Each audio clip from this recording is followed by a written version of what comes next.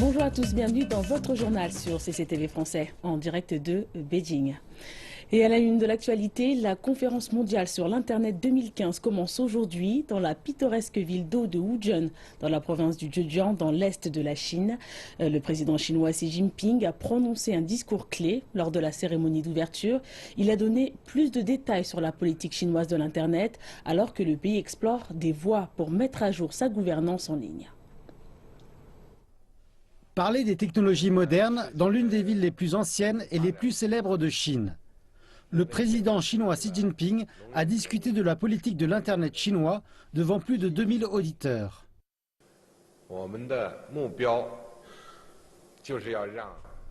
Notre but est de faire en sorte que le développement de l'Internet bénéficie à 1,3 milliard de Chinois et qu'il profite davantage aux gens partout dans le monde. Il a aussi appelé à accélérer la construction des infrastructures de l'information et à encourager l'interconnectivité.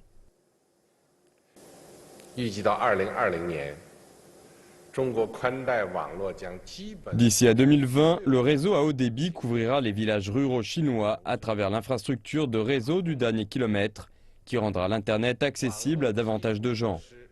La Chine est d'ores et déjà prête à travailler de concert avec toutes les parties pour accroître les investissements en capital, en renforçant le support technique et en promouvant la construction d'une infrastructure de réseau planétaire.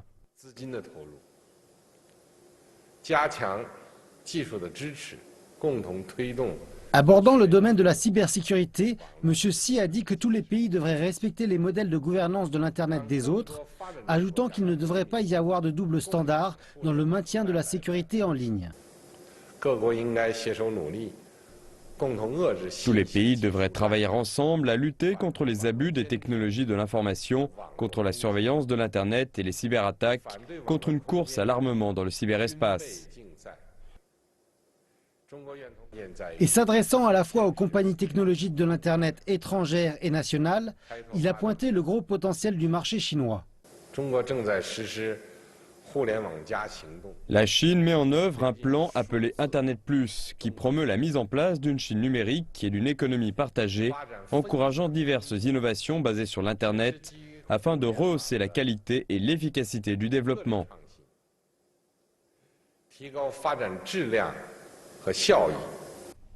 Des experts disent qu'avec cette détermination de développer le pays et de développer une économie partagée, entérinée dans le 13e plan quinquennal, le secteur de l'Internet chinois est prêt pour une ère de développement et de prospérité. Le président pakistanais Mahmoud Hussein et le premier ministre russe Dimitri Medvedev ont également prononcé un discours lors de la cérémonie d'ouverture. Ils ont tous deux insisté sur l'impact très important d'Internet dans leur pays. Le gouvernement pakistanais a pleinement conscience du potentiel des technologies de l'information et des communications pour générer de la croissance socio-économique. Nous les percevons comme un outil clé afin d'atteindre nos objectifs d'efficacité, de transparence, de bonne gouvernance et d'implication des citoyens. Nous poursuivons une digitalisation accélérée afin de transformer le Pakistan en une économie du savoir. La Fédération russe est entrée en ligne il y a 20 ans et aujourd'hui la Russie compte 80 millions d'utilisateurs d'Internet, ce qui représente plus de la moitié de notre population. Internet nous permet de générer 2,2% de notre PIB et nombre de nos entreprises sont désormais actives sur le marché international via Internet. Je crois que ces sociétés vont continuer d'explorer les opportunités de marché en termes d'éducation, de gouvernance et dans de nombreux autres domaines. Le président chinois Xi Jinping a rencontré le président pakistanais Mahmoud Hussein et le premier ministre kazakh Karim Massimov en marge de la conférence mondiale de l'Internet à Wuzhen. Durant la rencontre avec le président Mahmoud Hussein, le président chinois a rappelé sa visite au Pakistan en avril. Il a promis de promouvoir le couloir économique Chine-Pakistan ainsi qu'une plus forte coopération dans tous les domaines. Le président Hussein a exprimé sa gratitude pour le soutien de la Chine envers le développement économique du Pakistan et les améliorations de la vie quotidienne des Pakistanais. Il s'est engagé pour une coopération plus étroite avec la Chine dans de divers domaines et pour une plus forte coordination dans les affaires mondiales et régionales. C'est également aujourd'hui le jour de l'indépendance du Kazakhstan. Le président chinois a souhaité une joyeuse fête au peuple kazakh au nom du gouvernement et du peuple chinois quand il s'est entretenu avec le premier ministre kazakh Karim Massimov.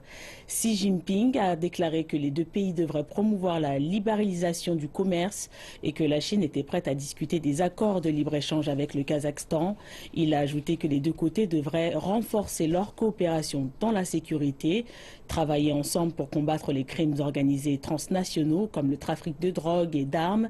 Le Premier ministre Karim Massimov a lui exprimé que le Kazakhstan soutenait pleinement l'initiative de la Chine, une ceinture et une route, et qu'il voudrait promouvoir la coopération dans le commerce et les infrastructures avec la Chine. La chaîne de télévision centrale de Chine a interviewé quelques acteurs importants de la conférence mondiale de l'Internet pour connaître leur point de vue sur la croissance industrielle du pays. Une légère demande mondiale a facilité les exportations chinoises.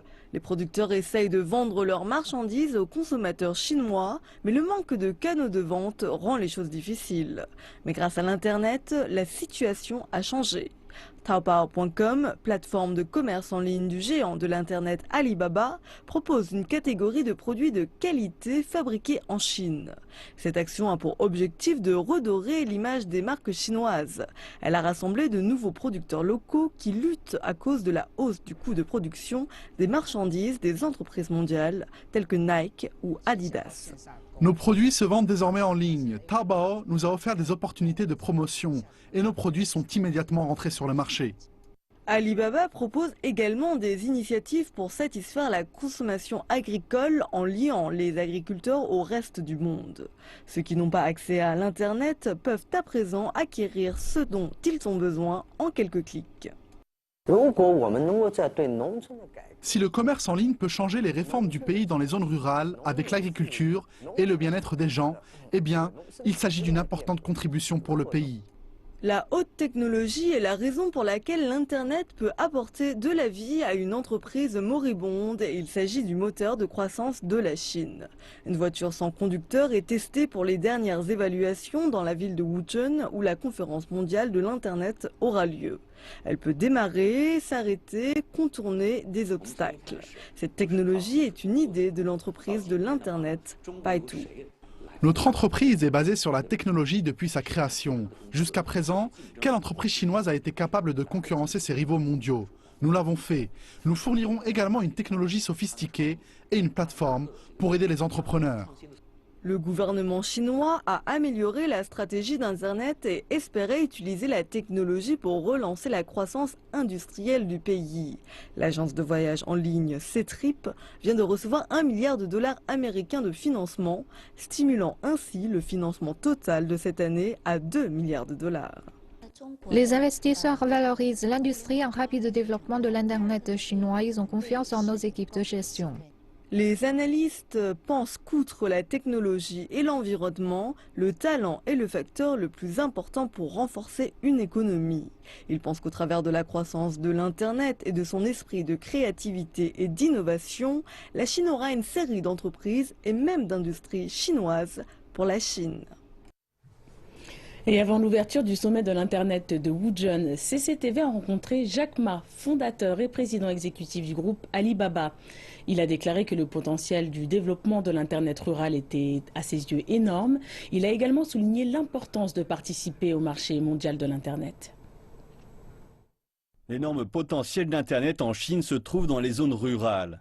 Du moins selon Jack Ma, le légendaire pionnier du commerce en ligne chinois.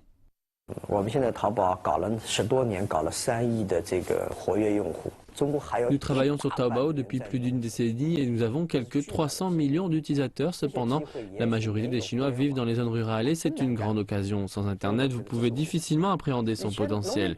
Les paysans chinois ont tous eu un téléphone portable dans leurs mains avant même de vraiment savoir ce qu'est un ordinateur. Et la plupart des téléphones portables peuvent fonctionner comme des ordinateurs. Je pense donc que si nous pouvons réformer l'économie et les moyens de production dans les zones rurales, avec la technologie du commerce en ligne, nous apporterons une grande contribution à notre pays. Ne se limitant pas au marché chinois, Jack Ma et Alibaba commencent déjà à se tourner vers le marché mondial. L'une de nos principales idées est qu'Alibaba fera ce que les sociétés locales ne peuvent pas faire dans leur pays. Nous n'allons pas voler les moyens de subsistance des sociétés locales, mais nous allons les aider à devenir meilleures. Si nos entreprises chinoises peuvent apporter des choses aux clients locaux, alors nous sommes dans la vraie mondialisation. Sinon, ça n'est qu'une sorte de sinilisation. Jack Ma ajoute espérer qu'un plus grand nombre de sociétés chinoises percent dans un avenir proche. Il souhaite également que ces sociétés puissent représenter les valeurs et la culture de la Chine, ainsi que l'esprit d'entreprise de sa jeunesse et sa capacité à innover. Plus de 200 millions de Chinois utilisent des clouds, faisant baisser la demande pour les disques de stockage. Mais les fabricants de disques flash n'ont pas dit leur dernier mot en ajoutant à leurs produits une connectivité sans fil. Les utilisateurs de Windows, Android ou iOS n'ont qu'à cliquer sur leur appareil pour accéder à la mémoire flash qui peut accueillir entre 16 et 128 gigaoctets de données. La mémoire flash peut être accessible par plus d'un appareil à la fois et ne nécessite aucun branchement. Un rapport établissait l'an dernier que plus de 80% des utilisateurs de portables cherchaient un moyen d'accéder à la mémoire de stockage ou de transférer des données entre appareils sans fil. L'entreprise qui fabrique ce disque dit que le rêve est devenu la réalité. L'alternative au cloud dépend de la capacité du Wi-Fi et de la taille du contenu que vous souhaitez envoyer ou recevoir. Mais il vous faut beaucoup plus de mobilité. C'est comme avoir un cloud à portée de main. Quand il n'y a pas de Wi-Fi, un disque dur physique peut se révéler très utile. Il suffit de l'emporter avec soi. Mais un expert de l'industrie dit que les disques sans fil ont moins d'attrait qu'un service de cloud. La batterie ne dure que 4 à 5 heures, rendant son utilisation moins nomade en comparaison avec un service de cloud disponible 24 heures sur 24. Je pense que c'est inutile parce que vous avez toujours un disque. Même si vous n'avez plus à le brancher, c'est encore une perte d'espace. Je perds toujours mes clés USB. Le cloud, c'est mieux. Le disque sans fil coûte entre 200 et 700 yuan en fonction de la taille. Un analyste dit que cette technologie n'aurait pas beaucoup de chances de se vendre si les prix ne baissaient pas. Leur performance en termes de coût est faible comparée à celle des clés USB traditionnelles. Et ils ne contiennent pas tant que ça. Je doute que ça performe sur le marché tel qu'il est actuellement. Les disques flash se vendent pour la moitié du prix de ce nouvel objet. Le vendeur de produits électroménagers, Suning, indique que les ventes sont bonnes même si aucun comptoir spécial n'a été installé. Madame Zhu a déclaré que c'est grâce au besoin qu'éprouvent toujours les gens de stocker des fichiers qu'ils estiment trop sensibles pour être confiés à un serveur cloud. Elle pense que davantage de fabricants vont entrer sur ce marché. Les analystes disent qu'il y a encore de la place pour ces clés sans fil. Deuxième partie de cette édition, nous reprenons avec un sujet économique. Tout d'abord, l'investissement direct à l'étranger de la Chine continue d'augmenter. Selon le ministère chinois du Commerce, près de 104 milliards de dollars américains d'investissements non financiers à l'étranger ont été totalisés les 11 premiers mois de l'année 2015, soit une hausse de 16% par rapport à la même période de l'an dernier. L'investissement direct à l'étranger couvre presque tous les secteurs.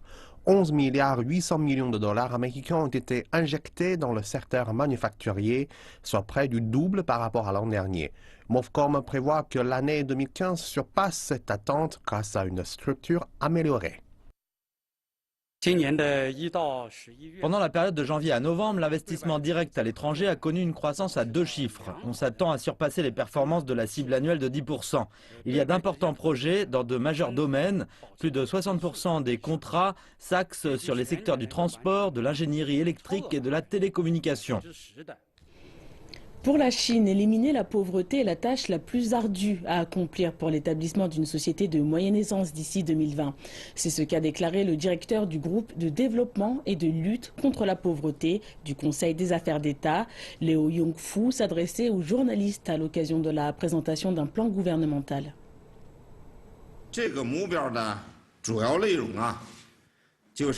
Le principal objectif est de garantir que les pauvres auront accès à la nourriture, une éducation de base, des soins médicaux, des vêtements et un logement d'ici à 2020. À cette date, la pauvreté aura été éradiquée dans les campagnes et il n'y aura plus aucun district pauvre dans le pays. Lundi, le comité central du Parti communiste chinois et le Conseil des affaires d'État ont donné des instructions pour éradiquer la pauvreté. Liu Yongfu a déclaré que selon le plan, la Chine devait sortir encore 70 millions de personnes de cette condition dans les 5 prochaines années. Il a reconnu qu'il s'agissait là d'un défi de grande ampleur, mais a réaffirmé la détermination de la Chine. Liu Yongfu a déclaré que des mesures plus précises et plus ciblées devaient être prises. Il a souligné que la direction du parti et l'implication de l'ensemble de la société étaient nécessaires pour réaliser cet objectif. Le comité organisateur des Jeux Olympiques d'hiver 2022 a officiellement été mis en place à Beijing. Lors de la cérémonie célébrant l'événement, le vice-premier ministre chinois Zhang Gaoli a dit que le gouvernement fera tout ce qu'il peut pour faire de ces Jeux Olympiques un événement extraordinaire, économique et respectueux de l'environnement. Il a déclaré que les Jeux aideront aussi à promouvoir l'intégration de la région Beijing-Tianjin-Hebei, l'une des 3 principales stratégies de développement de la Chine. Zhang en a appelé à une préparation et à une construction rapide et efficace sous tous les aspects qui concernent les Jeux Olympiques d'hiver afin de remplir l'obligation de la Chine envers le Comité international olympique. En juillet, Beijing a battu la ville kazakh d'Almaty en étant désignée ville hôte des Jeux d'hiver de 2022. La ville voisine de Zhangjiakou accueillera également une partie des Jeux. Et d'autres trésors ont été découverts sur le site de Rairunro depuis le dernier reportage que nous avons fait sur ce grand site archéologique remontant à la dynastie des Han. Des objets en ambre, jade et bronze ont été mis au jour après la découverte de pièces d'or, d'instruments de musique et de chars sacrificiels. Ces découvertes aident les archéologues à mieux comprendre la vie de la noblesse il y a plus de 2000 ans. Nous nous rendons maintenant sur le site du cimetière de Rairunro dans la province du Jiangxi. Parmi les dernières découvertes, un ambre de la taille d'un grain de raisin découvert dans la chambre mortuaire. Un nouvel indice qui porterait à croire que le propriétaire de la tombe appartenait à l'aristocratie. Yang Zun est le chef de l'équipe archéologique. C'est un ambre rouge qui contient des insectes. C'est un ambre de première catégorie. En se basant là-dessus, nous pouvons en déduire que la personne qui est enterrée ici devait être un noble. L'équipe a aussi découvert une pierre bleue de toute beauté, plusieurs jades et un pendentif en jade finement gravé. Les recherches des experts suggèrent que le pendentif en jade décoré de dragons et de phénix était un accessoire porté à la ceinture. Seul l'empereur ou des vassaux pouvaient porter une telle pièce, ce qui nous fait dire qu'il s'agissait du premier marquis de la dynastie des Han de l'Ouest. Ces découvertes en disent beaucoup sur le style de vie des nobles à cette époque. Le cimetière de Rairunro ou marquis de Rairun contient 8 tombes et un site où ont été enterrés des chars couvrant environ 40 000 mètres carrés. C'est le cimetière le mieux préservé de Chine et il a déjà produit plus de 20 000 artefacts. Et ainsi s'achève cette édition. Merci de nous avoir suivis. L'actualité continue dans 1h30. Excellente suite de programmes sur CCTV Français.